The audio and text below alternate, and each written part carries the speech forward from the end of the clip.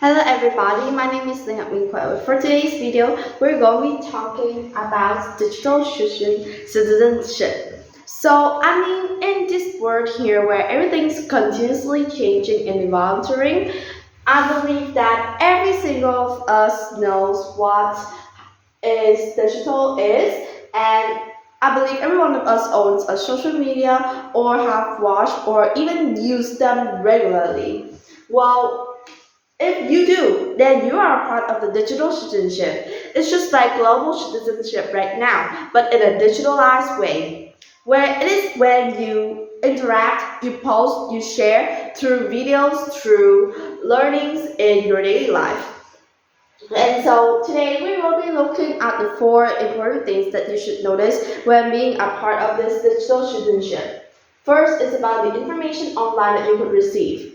In today's day, information could be easily spread through lots of ways, from communication to sharing to newspapers to videos, etc. Information could be shared in lots of ways, especially on the newspaper pages, videos that you guys could watch daily, like uh, BTN or Ken Weibo, etc. And all of them shows a lot of information in daily time that you could actually see in lots of times, right? And lots of newspapers, they also have lots of social medias online so that they could interpret their social media, their information, and find money on there. So when you're watching or when you're browsing internet, for sure you could see these informations. But have you ever actually reconsidered before actually sharing and talking about those news? In lots of pages, imagine in like the dramas in Vietnam, you guys could see a lot of information around. So always be cautious when browsing internet. Just like recently, there's lots of news related to a mother that killed her own family, killed her own kids that she bought so that she could take money from insurance. So that is a news that's been widely spread by these newspapers, and lots of newspaper they spread this information without even rechecking it. And so as you guys are looking on it through your phone or newspaper, you see them, but there's no citation, there's no real evidence for that, then don't believe it. Try to research from places to places, and maybe you could find out that those are false information and that you guys shouldn't believe in it. So it's one thing that I really recommend you guys to look through before you actually interpret and share this information with people. Next is on social media. There's lots of social medias these days, like TikTok, Facebook, Instagram, Twitter, etc. All of them are social medias where people could interact together, or even people from the southern part of Vietnam could interact with the northern people in Vietnam.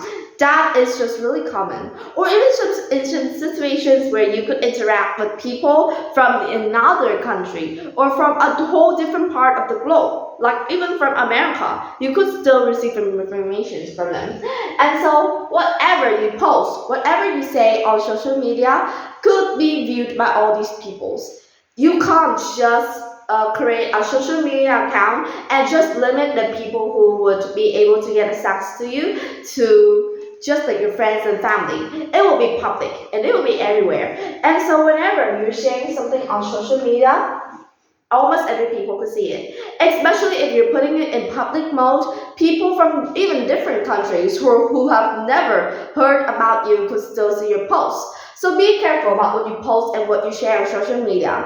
It could be about your daily life, it could be about your family, it could be about your friends, it could be about your achievements.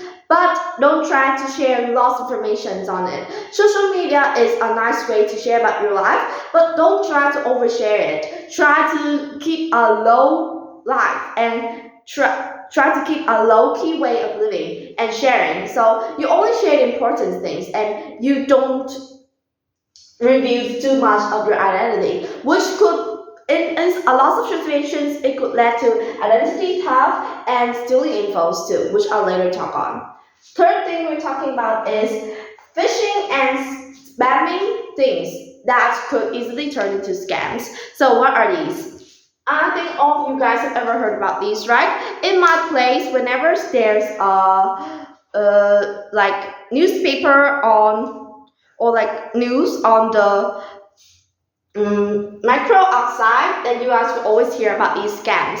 Usually in recent time, my parents got a call from a really anonymous number, and we don't see his name at all. We can't see the name or anything, and it starts with 02 or something, which is totally not a number that's dialed from Vietnam or from a correct place or from a correct organization that you guys should believe. Well, they called on us and they told that my mom has to go to the police and and she committed a crime or committed a really not good thing that shouldn't be able to be committed. So they said that she should meet them, and if she doesn't want to get into too much trouble, then she would need to send or like click into some whatever links. So when you guys see these scams, don't ever click onto them. Lots of people, when they were like texting you, you could see messages from anonymous people sending you links or sending you pictures. Don't open those links, don't open those files at all. It could affect into your device for virus or even stolen informations. Like if your phone is connected to a bank account, they could easily steal every single money, every single cent that you have earned in your life. So try to be careful for that. One other phishing in the digital way is that a hacker would hack into your friends or your relatives or the ones that you know account, and then they would fake as being a part of it, which is faking identity. But they would fake it and they would say, I'm needing a quick amount of money, maybe about 5 or 10 million Vietnamese dong, and I hope that you could send it to me so that I'll use it and I'll later pay it to you. So if you guys fall for these traps, please try to call that person or even meet them in real life, like meet the real person that's being stolen identity and ask if they really need it or not. And don't try to send it right by the way when you see these scammings, because it could be a scam from an anonymous hacker that you won't be able to find out. Lastly is stealing information or identity theft. Identity theft is a really dangerous things that you could meet on the digital citizenship. It's when institutions that people they would take your face, take your names, number or like address, and they fake as being you, and that is identity theft. And they could use that for lots of reasons, like they could take money from your relatives, or they could use your own name, your own identity to get a loan, and then you have to be the one who pay it, which is not something anyone would like, right? One other thing is stealing information. Imagine if you like doing work or things like that, and then when somebody sees that, they don't add on a citation, they don't add on any sites, but they just grab your work like it's done, and they do that, and they use that as theirs. So that's when you're being stealed information from, and that is something that nobody wants to happen in real life, right? So being a part of digital citizenship is really great. It could help you to know a lot of things in the world that you won't know without digital. But it's always important to be cautious with what you guys are looking on from digital, so that you could have a peaceful life with being a digital citizenship and have advantages from it. And so that is all I want to share with you guys about digital citizenship, and goodbye. See you next week.